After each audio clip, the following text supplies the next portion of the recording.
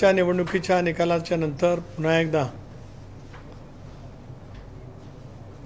एकच लक्ष विधानसभा क्षेत्र एक टॅगलाईन घेऊन राष्ट्रवादी काँग्रेस पक्षाच्या सर्व राज्यस्तरीय पदाधिकाऱ्यांच्या दौऱ्याची सुरुवात ऐतिहासिक असलेल्या अहिल्यानगरमधून आज या ठिकाणी होत असताना आपल्या साऱ्या पत्रकार मित्रांशी संवाद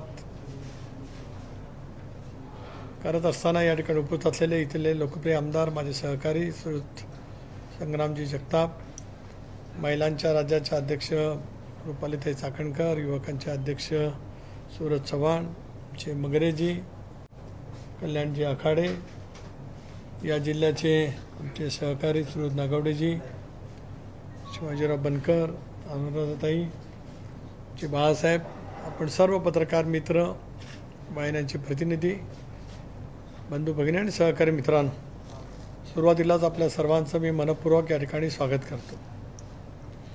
18व्या लोकसभेसाठी देशभरामध्ये मतदान झालं आणि आपल्याही महाराष्ट्रामध्ये एकंदरीत मतदान होत असतानाच निवडणुकीच्या निकालाचे कौल आपल्या हाती त्यावेळेलाच आले.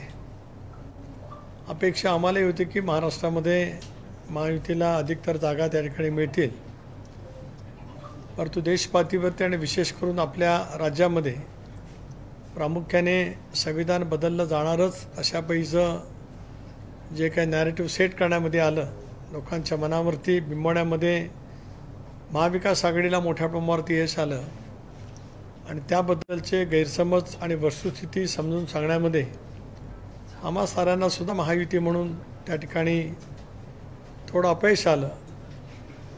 तो एक महत्त्वाचा घटक अल्पसंख्याक समाजाच्या मनामध्ये एक असुरक्षिततेची भावना निर्माण करण्यामध्ये सुद्धा महाविकास आघाडीने खूप मोठ्या प्रमाणावरती ठिकठिकाणी प्रचार केला. त्यामध्ये सुद्धा वेगवेगळ्या कृत्या करत कळत न कळत का होईना पण एकंदरीत धार्मिक ध्रुवीकरण करण्याचा सुद्धा प्रयत्न विरोधकांच्याकडनं झाला आणि त्याचबरोबर राज्यांतील शेतकऱ्यांचा, विशेष करून कांदा उत्पादक असतील, सोयाबीन उत्पादक आहेत, कापूस उत्पादक आहेत, या शेतकऱ्यांच्या काही प्रश्नाच्या बाबतीमध्ये शेतकऱ्यांच्या मनामध्ये जे अपेक्षित होतं ते करण्याच्या संदर्भात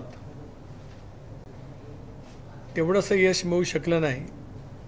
ही कारणं होतीच, परंतु यावेळेला या सगळ्या निवडणुकीमध्ये एक सहानुभूती निर्माण करण्याचा सुद्धा प्रयत्न विरोधकांच्याकडनं झाला. त्यामध्ये सुद्धा थोड्याफार प्रमाणामध्ये यश आलं. महायुतीचे उमेदवार ठरवण्यामध्ये सुद्धा आम्हाला उशीर झाला. आम्हाला कमी जागा मिळण्याच्या पाठीमागचं ते एक कारण आहे. अशा या सगळ्या पार्श्वभूमीवरती देशभरामध्ये सगळे राजकीय पक्ष 27 एकत्रित आलेले असताना सुद्धा एनडीएचं सरकार नरेंद्र मोदी साहेबांच्या नेतृत्वाखाली तिसऱ्यांदा त्या ठिकाणी प्रस्थापित झालं आणि त्याच्यामुळे विरोधकांनी किती जरी प्रयत्न केले तरी देशातल्या शून्य जनतेने डॉक्टर बाबासाहेब आंबेडकरांनी दिलेल्या संसदीय लोकशाही प्रणालीच्या माध्यमातून एनडीएला त्या ठिकाणी सत्ता दिली. आज राज्यामध्ये महायुतीचं सरकार आहे. आम्हाला सर्वांनाच विधानसभेच्या निवडणुकीला सामोरं जायचं आहे. अशा वेळेला महायुती म्हणूनच आम्ही सामोरं जाणार आहोत. दिल्लीमध्ये पंतप्रधान महोदयांच्या शपथविधीच्या निमित्ताने राज्यातील तिन्ही पक्षाचे आणि घटक पक्षाचे नेते होते. त्याला आम्ही सविस्तरपणाने चर्चा या विषयावरती केली. या निवडणुकीचं विश्लेषणही केलं आणि काही उणीवा नेमका ज्या राहिल्यात, काही घटकांना सोबत घेण्याच्या दृष्टीकोनातून आपल्याला जे अपयश आलं ते पुन्हा एकदा संवाद करत सोबत कसं आणता येईल याचा प्रयत्न करणं आणि मग युतीमधला समन्वय अधिक घट्ट त्या ठिकाणी करत बूथ लेवलच्या कार्यकर्त्यांच्यापर्यंतसुद्धा एक चांगल्या वातावरणाची निर्मिती करणं हे उद्दिष्ट महायुतीच्या समोर आहे. राष्ट्रवादी काँग्रेस पक्ष म्हणून आम्हालासुद्धा एकंदरीत सुरुवातीला 5 जागा होत्या, परंतु परभणीची जागा महायुतीमध्ये रासपाला द्यायची असा निर्णय वरिष्ठ पातळीवरती झाला. 4 जागांच्या वरती आम्ही या निवडणुकीला सामोरं गेलो. त्यामध्ये रायगडच्या लोकसभा जागेच्या वरती यश मिळालं, अन्य ठिकाणी मिळू शकलं नाही. अशा वेळेला निवडणुकीच्या निकालाच्या नंतर पक्षाच्या सगळ्या फ्रंटल सेलची आम्ही बैठक ही बोलवली. विधिमंडळ पक्षाची, राष्ट्रवादी काँग्रेस पक्षाची सुद्धा बैठक बोलवली. कारण यश डोक्यात गेलेली काही प्रवृत्ती सतत असा अपप्रचार परत करायला लागली आणि ते एक नॅरेटिव्ह सेट करण्याचा प्रयत्न केला गेला की आमच्यातील काही विधानसभा सदस्य पुन्हा परतीच्या वाटेवर आहेत.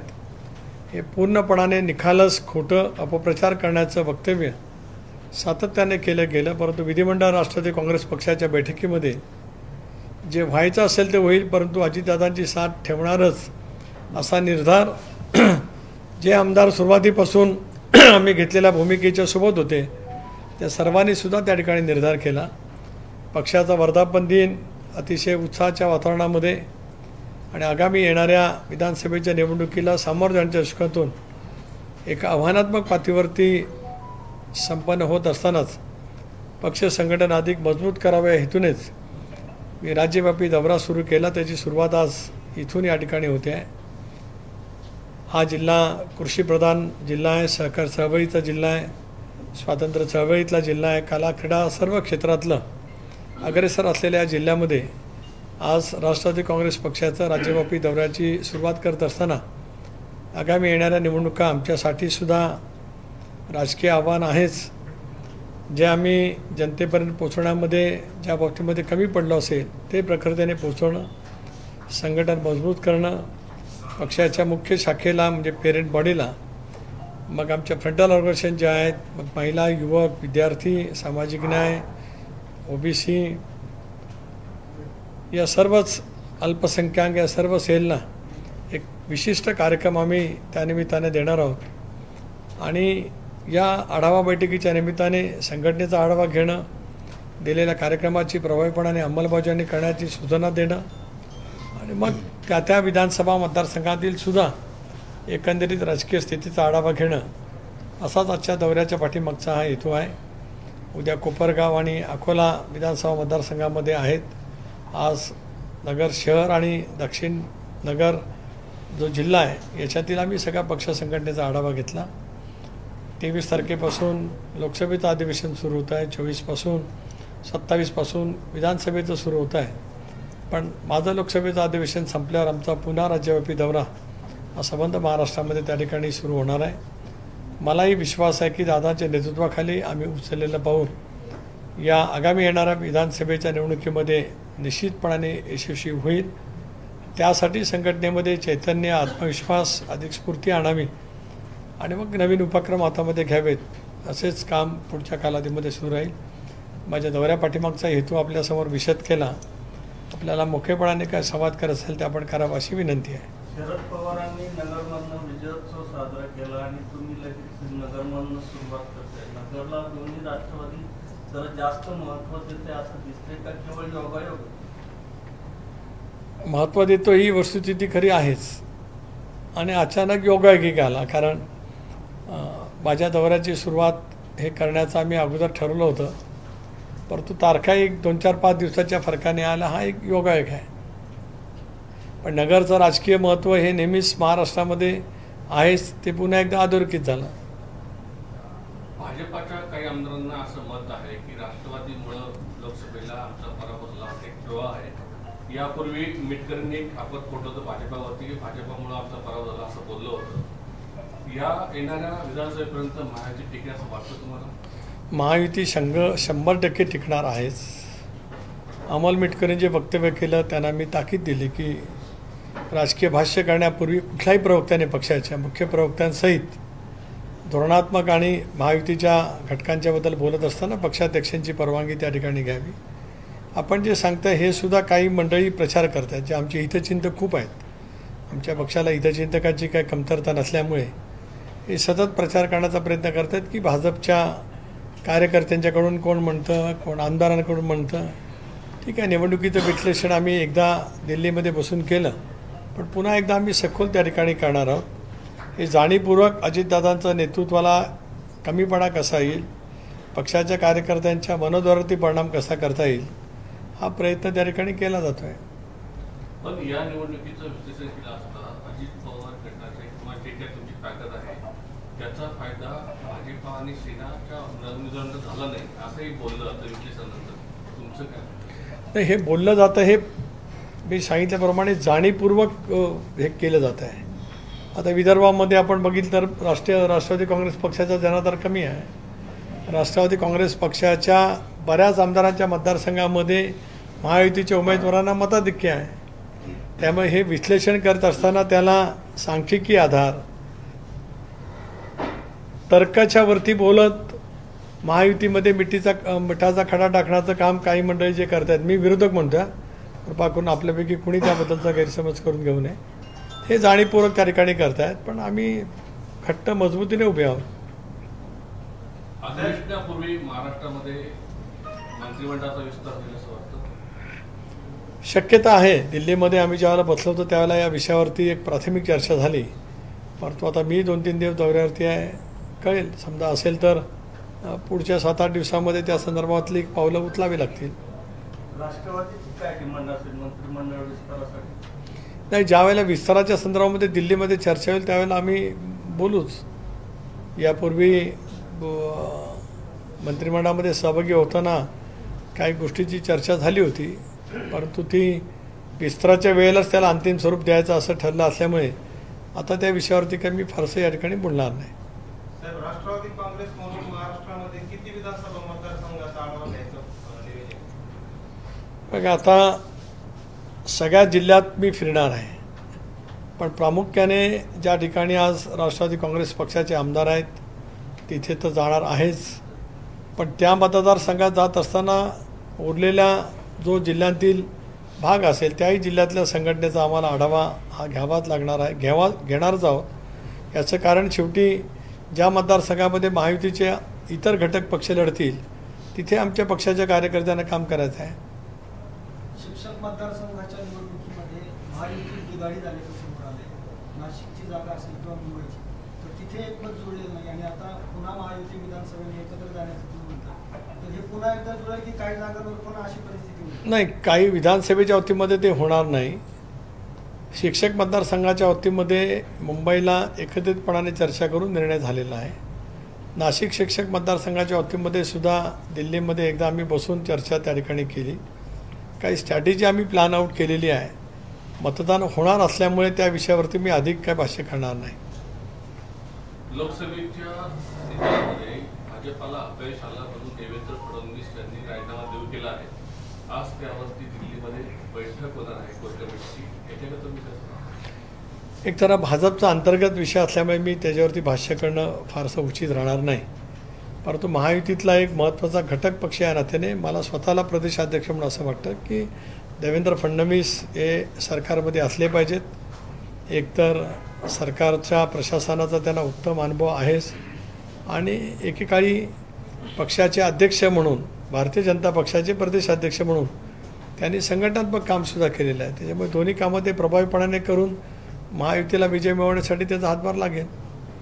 राष्ट्रवादीच्या तुम्ही पण नगरवरती वेळा देता, राष्ट्रवादीच्या तुम्ही नगरमध्ये करत आहात, परंतु नगर जिल्ह्यामध्ये राष्ट्रवादी अजित पवार गट किती जागा लढवणार आहे? कारण शरद पवार गटाने सांगितले की 12 जागा लढवतो, तुम्ही किती जागा लढवतो? नाही, एक तर 12 जागा शरदचंद्र पवार राष्ट्रवादी काँग्रेस पक्ष लढत असेल तर आम्हाला आनंदच आहे, कारण महाविकास आघाडी म्हणून सगळ्या जागा लढण्याचा त्यांचा निर्णय अभूतपूर्व असेल संगमनेर सहित, तर त्याचं स्वागतच आम्हाला सर्वांना करायला पाहिजे आणि शुभेच्छाही दिल्या पाहिजेत. आम्ही महायुती म्हणून लढणार आहोत, म्हणून जागा वाटपाच्या वतीमध्ये एकत्रितपणाने बसू, त्याला चर्चा करू. आताच्या आढावा बैठकीमध्ये मंत्रिपदाची मागणी झाली. तुम्ही सांगितलं की नगरला आम्ही खूप महत्त्व देते, तर मंत्रिपद देऊन महत्त्व दिलं जाईल. एक असं आहे की प्रामुख्याने मागणी झाली संग्राम जगतापांच्या संदर्भात. ते एक तरुण कार्यकर्ते आहेत, त्यांची मला असं वाटतं ही 3री टर्म आहे, दुसरी.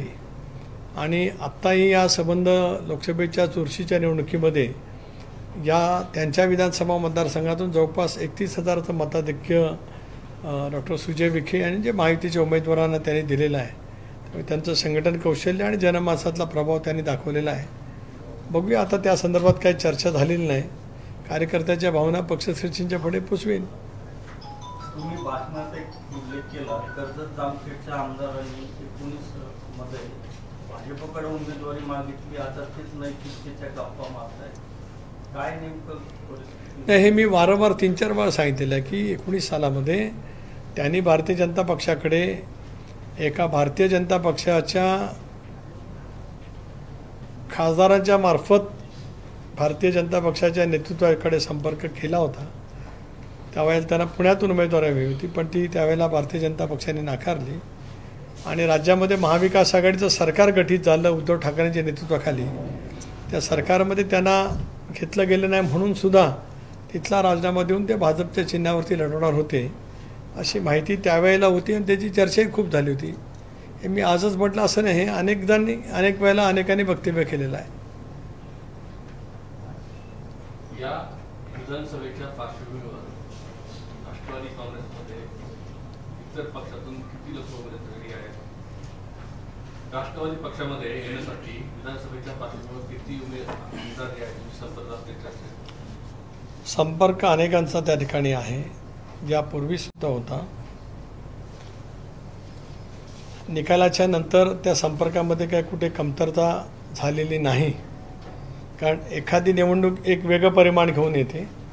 यावेळची लोकसभेची निवडणूक ही अनेक कारणांनी अशा पैसे निकाल आले की ज्याच्यातून महायुती म्हणून आम्हाला थोडासा सेटबॅक बसला. ही वस्तुस्थिती काय मी नाकारत नाही, मी मगाशी सुद्धा आपल्याजवळ बोलत असताना त्याचा उल्लेख त्या ठिकाणी केला, परंतु संपर्क चांगला आहे. परंतु या निवडणुकीमध्ये एवढ्या मोठ्या प्रमाणावरती महायुतीचा पराभव झाल्याची कारणं काय नाही, मी सांगितलं ना मगाशी जी काय कारणं, संविधान बदल, आरक्षण, अल्पसंख्याक समाजाच्या मनामध्ये निर्माण झालेलं एक वेगळं वातावरण, स्थानिक प्रश्न, सहानुभूती असे वेगवेगळे घटक त्या ठिकाणी निर्माण होत गेले. युतीमध्ये सुद्धा उमेदवार घोषित करायला आमच्याकडनं झालेला विलंब हे सुद्धा त्याच्यातलं एक कारण आहे. आता ह्या सगळ्या ज्या काय उणीवा आहेत त्या आता आम्ही दूर करू. सहानुभूती जरी असली परंतु दुधाचा प्रश्न, कांद्याचा प्रश्न किंवा मराठा आरक्षणाचे प्रश्न हाताळण्यास सरकारला अपयश आलं मी मगाशी कबूल केलं ते. शेतकऱ्यांच्या वेगवेगळ्या प्रश्नाच्या बाबतीमध्ये जो निर्णय शेतकऱ्यांना अपेक्षित होता तो करण्यामध्ये आम्हाला यश आलं नाही, मी मगाशी सांगितलं. म्हणजे याबरोबरच मोदी लाट ओसरत चालली आहे, हा एक परिणाम आहे. असं आहे की इतक्या प्रभावीपणाने जनतेच्या मनामध्ये विशिष्ट बाबी बिंबवण्यामध्ये यश मिळाल्याच्या नंतरसुद्धा 240 जागांवरती भारतीय जनता पक्षाने स्वतंत्रपणाने जागा जिंकल्या आणि इंडियाच्या घटक पक्षाने म्हणून 294 जागा मिळाल्या. त्यामुळे लोकप्रियता घटली असं मानण्यापेक्षा त्यांच्या नेतृत्वावरती जनतेने तिसऱ्यांदा शिक्कामोर्तब केलं. विषय असा आहे की केंद्र सरकारमध्ये बहुमताला 272 जागा हव्या असतात, तर तुम्ही 405चा नारा दिला तो चुकीचा होता असं तुम्हाला वाटतं का?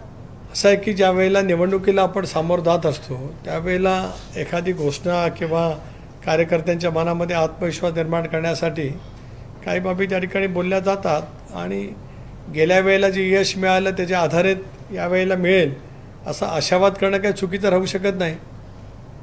तो संविधानापेक्षा तिथं झाला ना की 405 कशाला पाहिजे? तुम्हाला जर बहुमताला 350 पाहिजे तर तुम्हाला 405 संविधान बदलायला पाहिजे असंच त्यांनी विरोधक मी तेच म्हटलं की विरोधक ही बाब मतदारांच्या मनामध्ये बिंबवण्यामध्ये पूर्णपणाने यशस्वी झाले आणि त्या संदर्भातला जनतेच्या मनातला संभ्रम संशय दूर करण्यामध्ये आम्ही अपयशी ठरलो. मी मगाशीच कबूल केलं. लोकसभेला 4 ते 5 जागा मिळाल्याने कार्यकर्त्यांमध्ये जरा आशयाची भावना आहे.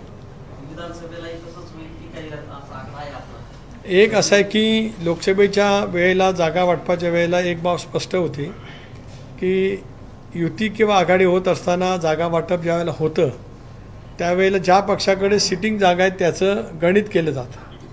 19 सालामध्ये शिवसेना आणि भारतीय जनता पक्ष एकत्रित निवडणूक लढला. राष्ट्रवादी काँग्रेस पक्ष, काँग्रेस आणि इतर काही मित्रपक्ष वेगळे निवडणूक लढले. त्यावेळेला आपण बघितलं तर राष्ट्रवादी काँग्रेस पक्षाला 4 जागा मिळाल्या एकत्रित राष्ट्रवादीला. धानोरकरांच्या रूपाने चंद्रपूरची जागा काँग्रेसला मिळाली म्हणजे 5. MIMचे स्वतंत्रपणे निवडून आले आणि बाकीच्या सगळ्या जागा भाजप सेनेच्या युतीला मिळाल्या. भाजप इंटॅक्ट पक्ष आहे.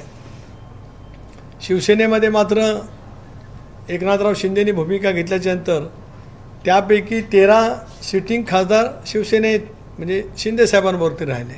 त्यामुळे जागा वाटपामध्ये ती संख्या अगोदरच धरण्यात येते. त्यामुळे आम्हाला जागा कमी मिळाली सत्य आहे, ते नाकारत नाही.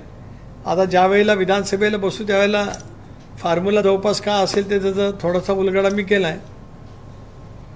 साहेब, लोकसभेच्या निवडणुकीत कांदा प्रश्न, दूध प्रश्न किंवा शेतीचे जे प्रश्न आहेत किंवा आरक्षणाचा प्रश्न याच्या संदर्भात लोकांची नाराजी होती. ही नाराजी आता विधानसभेत दूर होईल आणि आजही तो प्रश्न कायम आहे. आता ज्या वेळेला मोदी सरकारने कार्यभार घेतला त्यावेळेला एक 100 दिवसाचा रोडमॅप पंतप्रधानांनी तयार केला आहे. मला असं वाटतं की 24 तारखेला ज्यावेळेला अधिवेशन सुरू होईल, पहिले 2 दिवस नवनिर्वाचित लोकसभा सदस्यांचा शपथविधी आहे, तिसऱ्या दिवशी लोकसभा अध्यक्षांची निवड आहे. त्यानंतर त्या संदर्भातलं केंद्र सरकार भाष्य नक्की करेल. राज्याचा अर्थसंकल्प आदरणीय अजितदादा ज्यावेळेला मांडतील त्यावेळेला त्याच्यामध्ये सुद्धा काही बाबी येतील असं मला स्वतःचा कयास आहे.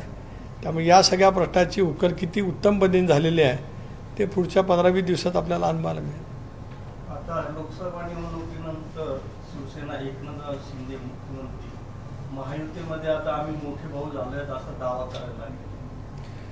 प्रत्येक राजकीय पक्ष आपली भूमिका मांडू शकतो, त्याच्यात वेगळं मांडण्याचं काय कारण आहे.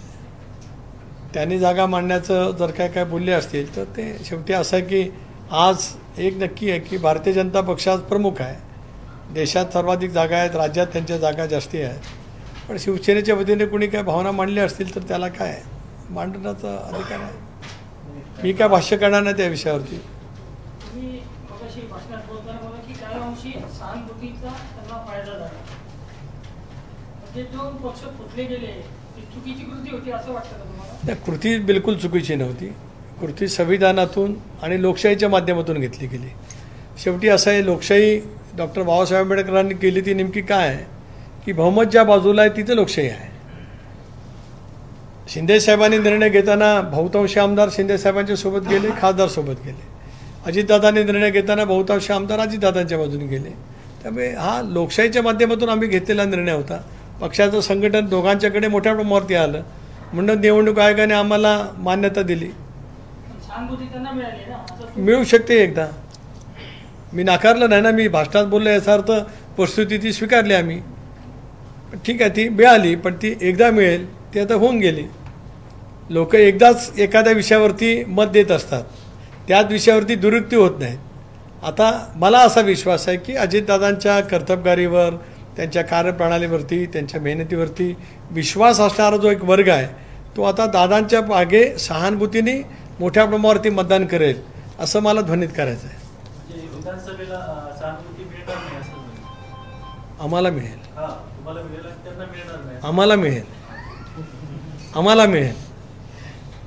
आजच्या बैठकीत साधारणपणे कोणते कार्यकर्त्यांनी किंवा पदाधिकाऱ्यांनी मुद्दे हायलाइट्स केले किंवा जळगाव जिल्ह्यातल्या विधानसभेच्या जागेवर काही चर्चा किंवा नावं आली तसं? नाही, आज काही ती चर्चा नाही. आज आढावा होता कार्यपद्धतीचा, नवीन काय कार्यक्रम याचा होता. ज्या वेळेला त्या संदर्भामध्ये बसू त्यावेळेला कार्यकर्त्यांची मतं जाणून घेऊच. तुम्ही नाराजी व्यक्त केली जिल्ह्याच्या संघटना. एक असं आहे की संघटनेचं काम प्रभावीपणाने असलंच पाहिजे अशी माझी स्वतःची धारणा आहे. कारण माझी राजकीय सुरुवात तालुका काँग्रेसचा सरचिटणीस म्हणून झाली 84ला. ऑल इंडिया काँग्रेस म्हणजे त्याला एकत्रित काँग्रेस पंजा निशाणीवरती राजीव गांधींना प्रचंड बहुमत मिळालं त्यावेळेपासून. त्यामुळे दीर्घकाळ संघटनेमध्ये मी काम करत असल्यामुळे संघटन मजबूत असलं की मग स्थानिक स्वराज्य संस्था असतील, विधानसभा असतील, लोकसभा असतील याच्यामध्ये यश मिळत असतं. हाच त्याच्या पाठीमागच्या भावना होता. तो काही व्यक्तिगत नाही. माझे सर्व जिल्हाध्यक्ष, आमचे सर्व पदाधिकारी, फ्रंटलचे सर्व आम्ही एकमेकांचे सहकारी आहोत. मी फक्त त्या एक प्रदेशाध्यक्ष म्हणून प्रमुख आहे, पण मी सर्वांना सोबतचे म्हणून नेहमीच वागवणंच महत्त्वाचं आहे. कारण त्याच्यातूनच एक संघभावना तयार होत असते. ती संघभावना तयार करण्याचं काम आम्ही करणार. एकंदरीत या लोकसभेमध्ये मंत्रिमंडळ स्थापन होतं, त्याच्यामध्ये आपलं पण नाव होतं, प्रफुल्ल पटेलचं नाव होतं, पण मंत्रिपद मिळू शकलं नाही की काय करणार? नाही, एक असं आहे की संबंध मंत्रिमंडळाच्या रचनेमध्ये भारतीय जनता पक्षाच्या नेतृत्वाकडून आम्हाला राज्यमंत्रीपद, स्वतंत्र कार्यभार हे निश्चितपणाने देण्यात आलं होतं, ज्याचा उल्लेख देवेंद्रजींनी केला आणि अजितदादांनी केला. सुरुवातीपासून मी दादांनाही सांगितलं होतं की आपल्याला एक मंत्रिपद मिळालं तर तिथे प्रफुल्ल पटेल असले पाहिजे, ते सिनियर आहेत आणि त्याहीपेक्षा मी संघटनेचा अध्यक्ष आहे. स्वतंत्र कार्यभाराचा राज्यमंत्रीपदाचा ज्या वेळेला प्रस्ताव आला त्यावेळेला प्रफुल्ल पटेल हे UPAच्या सरकारमध्ये कॅबिनेट मंत्री राहिले असल्यामुळे त्यांना कॅबिनेट मंत्रिपद मिळावं असा आमचा आग्रह होता आहे. आता बघूया पुढच्या कालावधीमध्ये काय होईल ते. माझं विशेष लक्ष हे महाराष्ट्राच्या विधानसभेच्या निवडणुकीमध्ये आहे आणि प्रदेशाध्यक्ष म्हणून संघटन मजबूत करणं आणि दादांच्या नेतृत्वाखाली अधिकाधिक विधानसभा सदस्य निवडून आणणं हे माझ्यासाठी खास समोर उद्दिष्ट असल्यामुळे मी त्याच्यामध्ये काय फारसा रस दाखवला नाही माझ्या मंत्रिपदाचा. खासदार की रोज छगन भुजबळ हे नाराज आहे असं बोललं तर त्यांनी पण नाराजी बोलून दाखवली होती. राष्ट्रवादी पक्षाला त्याची नाराजी दूर करण्यात यश आलं आहे. भुजबळांनी नाराजी नाही व्यक्त कधी केली. भुजबळांनी एक सांगितलं, कारण ते आमचे वरिष्ठ नेते आहेत, त्यांनी एक सांगितलं की ते इच्छुक होते, पण ज्यावेळेला आमचं कोर ग्रुप बसला, पार्लमेंटरी बोर्ड बसलं, त्यावेळेला आम्ही चर्चा केली. त्यावेळेला अतिशय हसत खेळ चर्चा झाला आणि एकमताने सुनेत्रा वहिनीचा निर्णय झाला. एवढंच नव्हे तर दुसऱ्या दिवशी त्यांचा अर्ज भरायला स्वतः भुजबळ साहेब आले होते. तर नाराजी काही नाही. भुजबळ साहेब पक्षाचे नेते आहेत, नेते म्हणून राहणार. त्यांच्याही नेतृत्वाखाली आम्ही विधानसभा जसं पक्षाध्यक्षाच्या नेतृत्वाखाली लढतात, म्हणजे दादांच्या, भुजबळ आमचे नेते आहेत, त्यांच्या नेतृत्वाखाली निवडणुकीला आम्ही सामोरं जाणार आहोत. पण संजय शिरसाट म्हणताय भुजबळांच्या वक्तव्यामुळे महायुतीमध्ये चलबिचल सुरू झाली, ते कुठेतरी ठाकरे गटाच्या बाजूने वक्तव्य करतायत. संजय शिरसाटांच्या प्रत्येक वक्तव्याबद्दल काय मी बोललं पाहिजे अशातलं का भाग नाही. काय त्यांचे गैरसमज असतील ते दूर करू. आम्हाला युती जरा मजबूत करायची आहे. काही गैरसमज झाले असतील संजय शिरसाटांचे भुजबळ साहेबांच्या काही वक्तव्यावतीमध्ये ते दूर करू. रोहित पवारांनी आरोप केला आहे भाजपच्या ऑर्गनायझर या मुखपत्रात कुठेतरी अजित पवारांबाबत लिखाण केलं जातं आणि त्यांचं महत्त्व कमी केलं जातं. ज्यांना स्वतःच्या स्थानाची खूप काळजी वाटते प्रदेशाध्यक्ष पदाची, त्यांना आता तिथे काय बोलता येत नाही म्हणून हे बोलण्याचा प्रयत्न, यापेक्षा जास्ती महत्त्व नाही. एक शेवट प्रश्न, जरांगे पाटील म्हणताय की ओबीसीतून आरक्षण घेणार, भुजबळ पागल झाले, पहिलं संरक्षण द्यावं लागेल त्यांना, अशी टीका त्यांनी केली जरांगे पाटील. ठीक आहे, शेवटी त्यांनी त्यांच्या काय भावना मांडल्या असतील. सरकार आरक्षणाच्या बाबतीमध्ये पूर्णपणाने संवेदनशील ती त्या ठिकाणी आहे. 10% आरक्षण सरकारने दिलेलंच आहे. आता इतर त्यांच्या काय मागण्या आहेत त्या बाबतीमध्ये सरकार नक्कीच पुढच्या कालावधीमध्ये विचार करेल. मला असं वाटतं की आरक्षणाच्या मुद्द्यावरून टीका टिप्पणी न होता हा मुद्दा योग्य पद्धतीने कसा सुटला जाईल याचा प्रामुख्याने विचार त्या ठिकाणी केला पाहिजे. मनोज जरांगे पाटील दीर्घकाळ या विषयावरती लढा देत आहेत. त्यांचा काय व्यक्तिगत विषय असेल त्यावरील माझं काय म्हणणं.